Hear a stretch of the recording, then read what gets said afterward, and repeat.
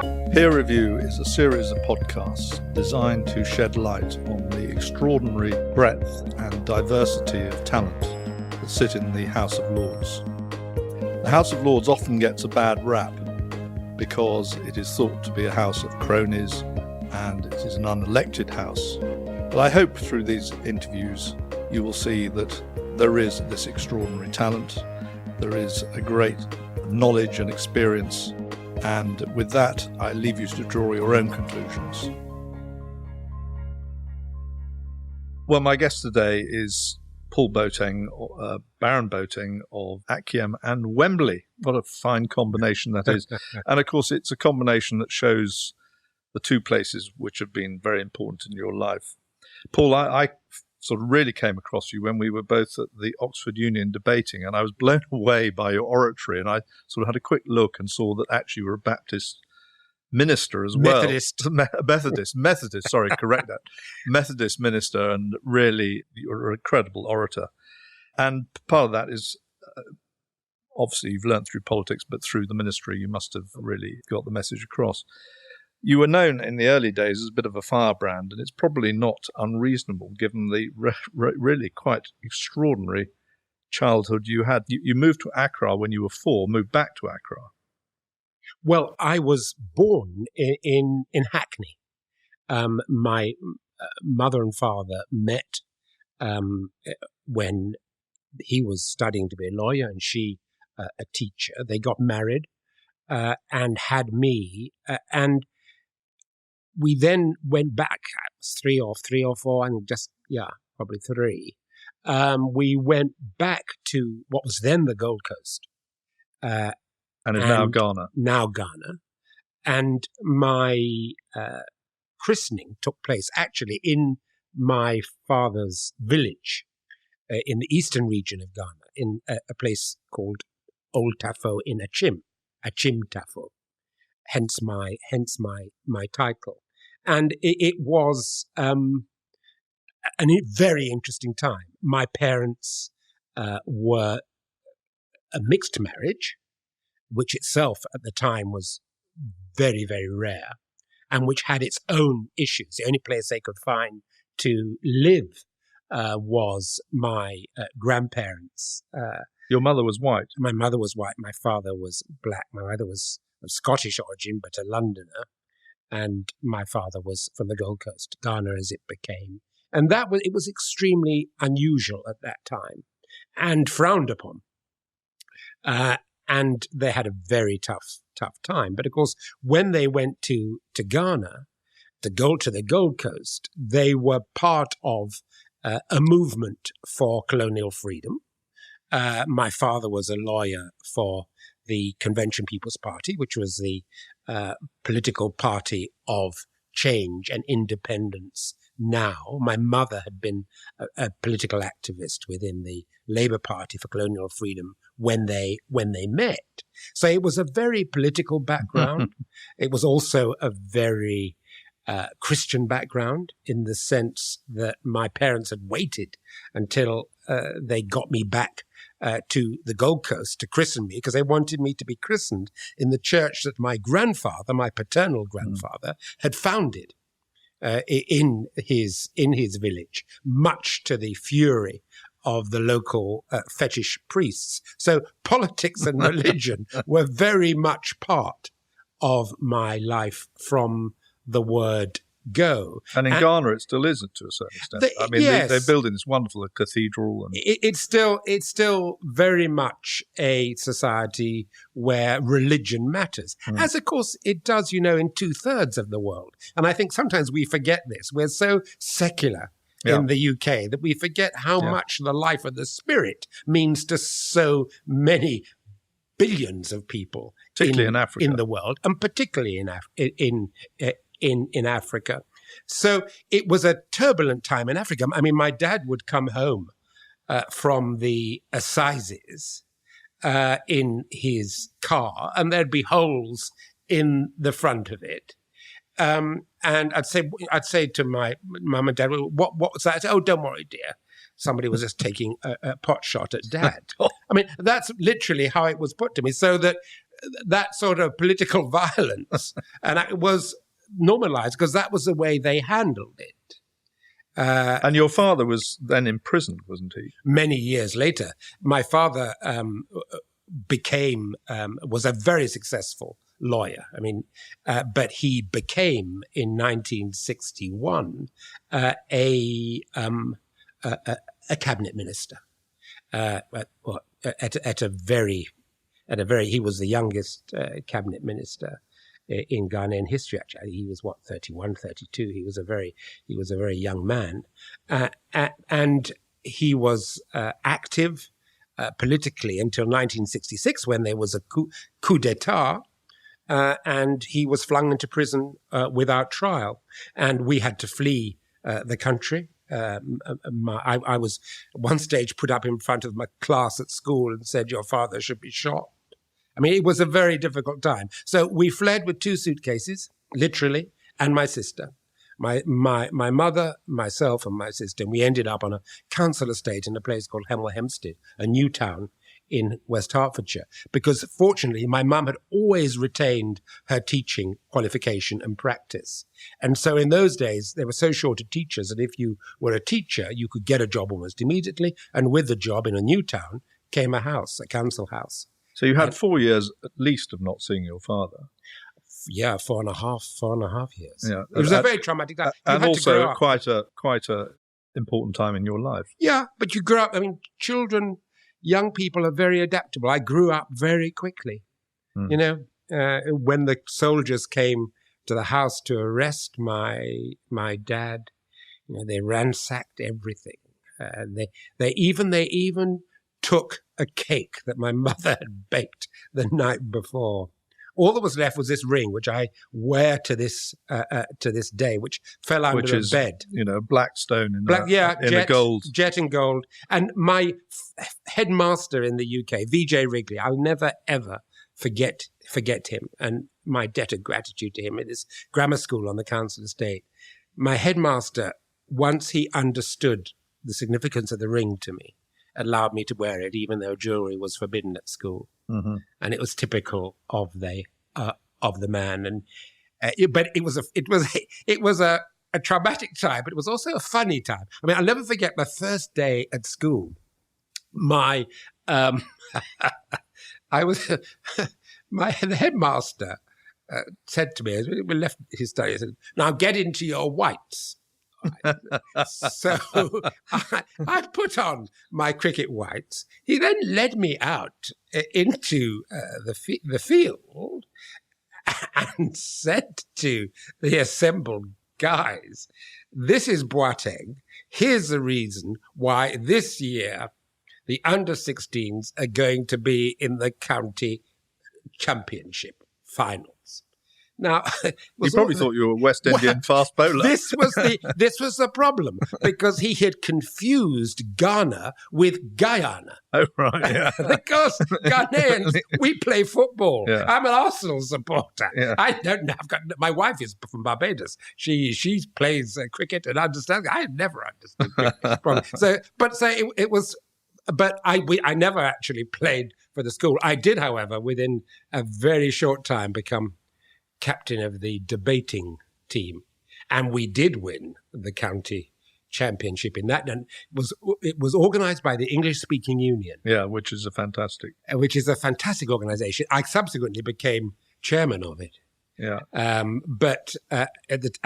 won a cup, and you know it was hugely important because we'd lost everything and had nothing really, and winning the cup was just a sign to me at the age of 15. Do possessions mean anything to you now, having lost everything? They don't mean the same, if you know what I mean.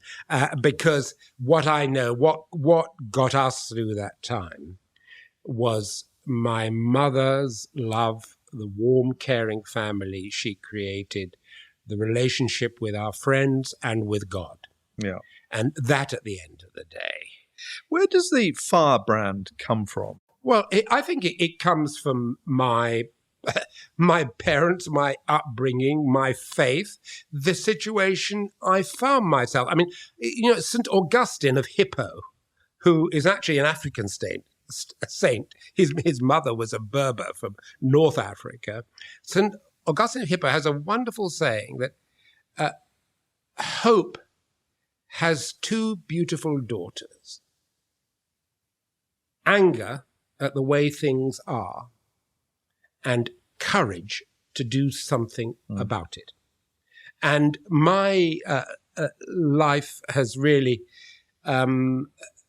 been characterized by a sense of hopefulness, hoping for a better life for oneself, for one's neighbors, for the community and country in which you lived. And with that came anger at injustice. And, let's not kid ourselves. Jonathan, we were the 1960s. There was a great deal to be angry about. Still is, in my view. And there still is a lot to be angry about. There was deep-rooted injustice in our society. There was apartheid in South Africa. There was racism at home. I mean, I'll never forget the day after Enoch Powell's speech, someone shouting at me on my way back from school, using the N-word and telling me to go home. And, of course, you became a trailblazer like your father in a way. You decided to become a solicitor. You majored on civil rights in particular, which you've talked so passionately about. I mean, you must be one of the first black barristers. Well, I became a solicitor because I wanted to work in a law centre. And in the law centre movement in 74, you had to be a solicitor in order to work in a law centre. This was a community legal resource, not for profit, working in the community on issues around housing, domestic violence, juvenile crime, employment rights, all those issues, and working for everybody regardless of means. And you had to be a solicitor to work in a law centre. So I became a solicitor, but I was always a solicitor advocate. But yes, that in 1974-75, when I started to practice, there were two black practicing solicitors in London. Colin Bob Semple and myself. There were more barristers, but two practicing high street solicitors. Things have changed. Things have changed dramatically. Now there are many more solicitors, both in the high street and indeed in the city. That was not the case in 1974-75.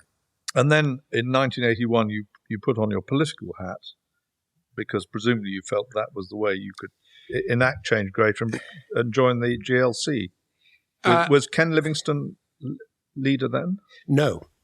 When I was a candidate, when I became, I've been a member of the Labour Party since 1966. I joined the Labour Party. Don't need to excuse yourself. I don't have to. I became a member of the Labour Party, during the Wilson era as a Labour Party young socialist. But I've never seen, Jonathan, politics as a career. And I always say to young people, wherever you are politically on the spectrum, left, right, or centre, please, please, please see politics as a vocation, as a calling. Make your name, your living, develop your sense of self in some other field. Yeah. So it's from 81 to 2005 when you were involved in politics as a GLC and as an MP for Brent South. That is bookended by your career as a lawyer and, your advocacy of human rights and the incredible things you've done after that. That's what drew me into elected politics at the age of 30 was the fact that I realized that through being the legal advisor to a group of remarkable women black women from South London in the Scrap Sus campaign, the Vagrancy Act that was used disproportionately against black young people, criminalized them. These women saw what was happening to their sons and grandsons, got together, formed a campaign, and ultimately managed to change the law. And I was their legal advisor. And that's when I first began to lobby Parliament and parliamentarians, lobby people in local government. And I realized, frankly, that none of the political parties were actually delivering in the issue of racial justice. And that if you looked at there were no black members of Parliament. There was literally less than a handful of black local people of colour, local councillors, and I thought that had to change. Well, you became an MP in 1987 for Brent South, as I said. Your talent was spotted immediately by Neil Kinnock, who apparently thought you were a moderate. Is that a fair assessment? Well, I mean, I have never liked these boxes of left, right, moderate, firebrand, or whatever. I'm an activist. I hope I'm an activist who seeks always to build bridges and make a difference, to build bridges across political divides, to build bridges across ideological and racial, ethnic, religious divides, and to change stuff. Yeah. And I am prepared to dialogue in that process, prepared to make the compromises that politics requires if actually you are to change anything. Now, if that makes me a moderate, so be it. But it's certainly not how I see myself. I see myself as an activist on the progressive wing of politics. Do I make calls with conservatives on occasion? Yes, I did. On the Scrap Sus campaign, let's not forget. Tell us what the scraps. Well, this was a campaign to scrap Section 4 of the Vagrancy Act that was used disproportionately against black youth and criminalised large sections of them. The Labour Party, the Labour government at the time, actively resisted Jim Callaghan, Merlin Rees and others, the Prime Minister and the Home Secretary, actively resisted the abolition of Section 4. It took a Home Affairs Select Committee to which the Scrap Sus campaign and the Runnymede Trust and others made representations. It took a select committee led by a Conservative, Sir John Wheeler, the MP for Paddington, a Thatcherite through and through, but it took his committee to finally recommend its abolition, and it was Margaret Thatcher's government, not a Labour government, that abolished Section 4 of the Vagrancy Act. So, I've always taken the view that you identify what needs to be done, what is right, and you work with anybody, whatever their political persuasion, in order to achieve it. It's slightly surprising that in 1997 you were made a Minister of Health, and then I can totally understand you become a Minister of State in the Home Office, and you were able to set about the Youth Citizen and Social Challenge programme. It's understandable, the Home Office. I slightly found you going to Minister of Health sort of round peg in a square hole. Well, no, actually. I mean, I was really pleased to be working for Frank Dobson, who was a man... It should be said, you were the first black minister. I was the first... And then the first black cabinet minister. Yeah. Which is... I was pleased to be a minister in a team led by Frank Dobson.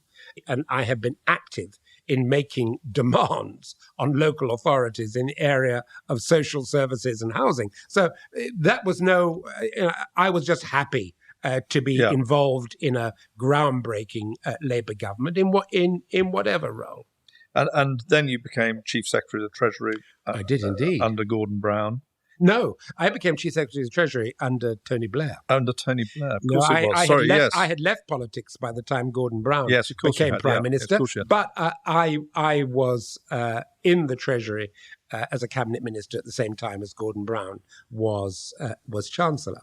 And yes, that's what I meant. Yeah. Sorry, no, not as Prime Minister, but as Chancellor. And to see these two great... beasts? Political beasts, yes, that's one way of putting it. To see them at close quarter was itself an education. In what way? To see two powerful, forceful intellects, very different men, finding themselves in the same space and delivering on an ambitious program and delivering on child poverty, delivering on international development, delivering on reform. But as Chief Secretary, you must have seen the tensions. Oh, yes, I did indeed. And even in those early days. And had to manage the tensions, Even yes. those early days. Undoubtedly. Of course, there were tensions. There are always tensions. In government between number 10 and number 11, there were particular tensions in that government between Tony and Gordon. It's a job of the Chief Secretary to deliver to the Prime Minister, but to do so within the office of the Chancellor of the Exchequer. But your main control is spending, isn't it? And keeping control. Keeping control of public spending, and in my case also responsibility for productivity. So, it was a privilege. I was the longest serving Labour Chief Secretary, but I felt certainly by 2005 that I'd done my bit. I didn't want to spend my whole active working life in the United Kingdom. I wanted to work in Africa.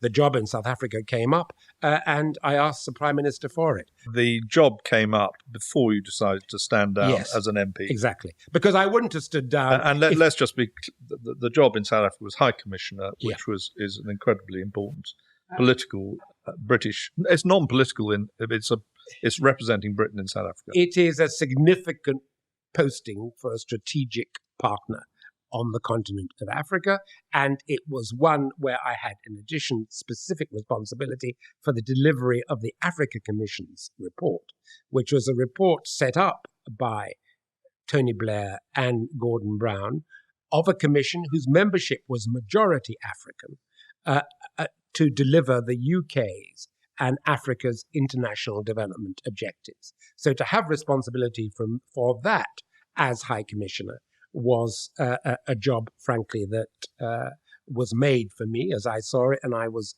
very, very pleased when I got it. And so you were there just post the great Mandela era, yes. And had the second president was Thabo Mbeki as president. It was a sort of transition period. You both, I think, cooperated on Zimbabwe, and it was a tough time in many ways for South Africa, for Britain in Africa, and for Africa. But it was also a time of opportunity, and it was a privilege to work there at such a time. But I saw the transition not only between the Mandela government and the Mbeki government, but also the transition between the Mbeki government and the Zuma government, which was a much more difficult one. Mbeki had to stand down for prosecuting Zuma, if my memory serves me right. No, there was a huge political ruction and breakup. Was it within the ANC? Within the ANC, and Thabo Mbeki lost out. But the UK's interest always was developmental. The UK's interest was in peacekeeping and development in Africa, and South Africa was a major partner in that. And I was particularly privileged because Oliver and Adelaide Tambo were friends of my parents, had lived with us in Ghana.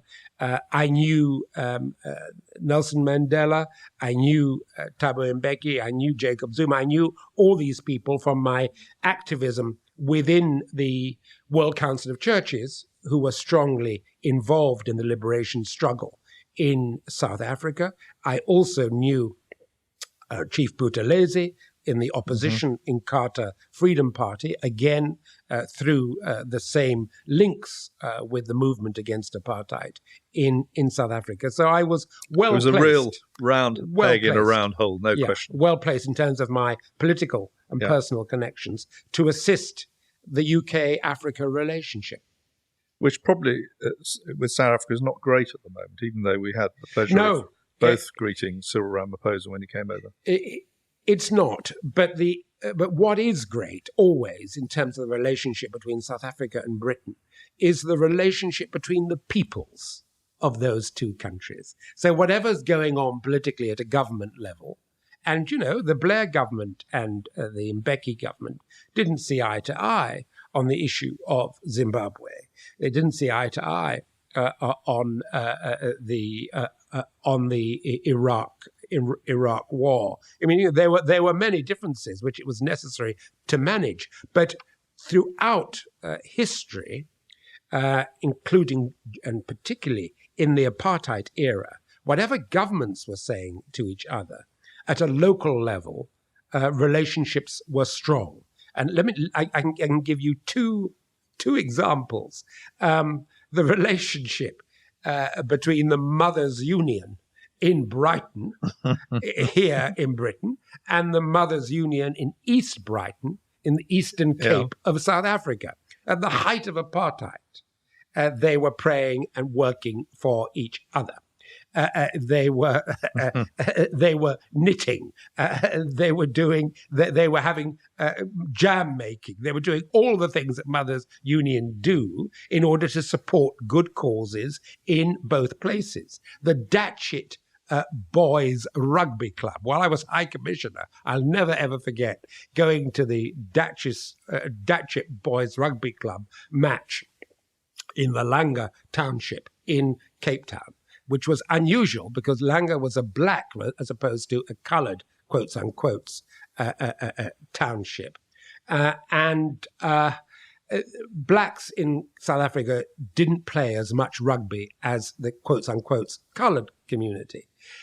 The boys there were playing a match, and it was the best of all possible outcomes. It was a rainy day, and the Datchet boys, who I was sponsoring as High Commissioner, won narrowly.